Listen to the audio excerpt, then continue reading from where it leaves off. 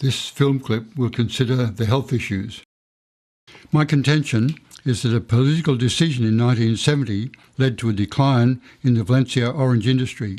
My further contention is that this decision led to health and economic issues which were basically unnoticed or covered over by other situations for more than 40 years, which seems incredible.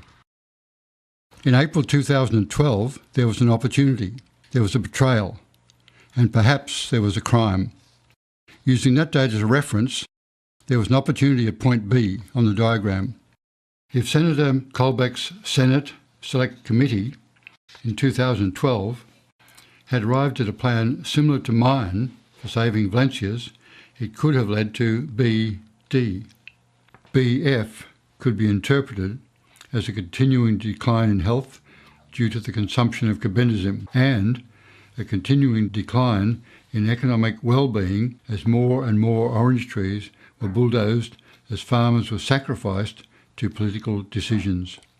In a letter to Senator Xenophon in January 2012, Parliamentary Secretary for Health and Ageing, the Honourable Catherine King MP, stated that orange juice concentrate containing any level of the fungicide would not be permitted to be imported into Australia after April 2012.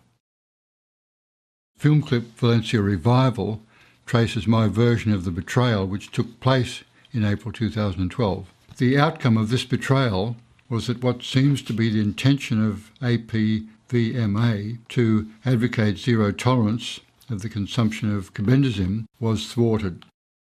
Due to bribery or undue influence, FSANZ accepted what FSANZ described as safe levels for human consumption.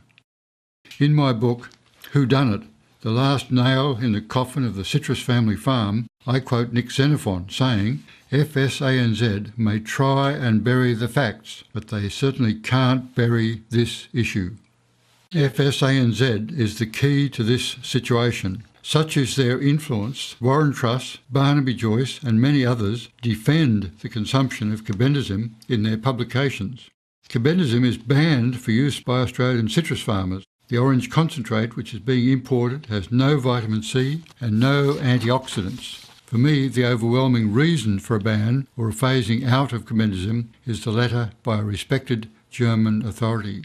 My claims of bribery or undue influence, the subject of another film clip, led to a crime which I do not who is the most to blame, greedy multinationals or stupid politicians. There were newspaper cuttings and other sources which show the claims of dozens of politicians over decades of time who claim that they have solved and or plan to solve the truth in labelling stupidity.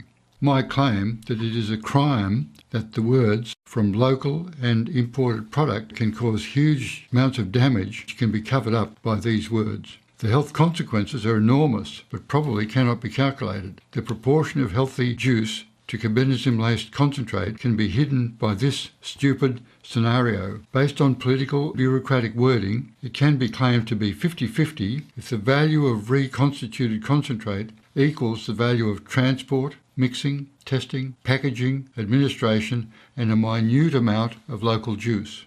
The health issues are not confined to orange juice.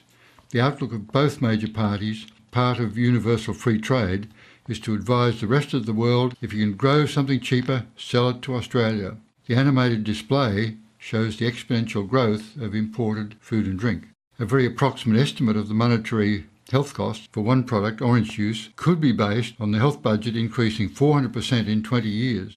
What is the monetary value per year? What proportion is assigned to what we eat and drink compared to how unhealthy we've become due to the lifestyle choices? What percentage is orange juice compared to what we eat and drink in a day? Whatever is the estimate of cost, choices we make in relation to our health are obviously stupid.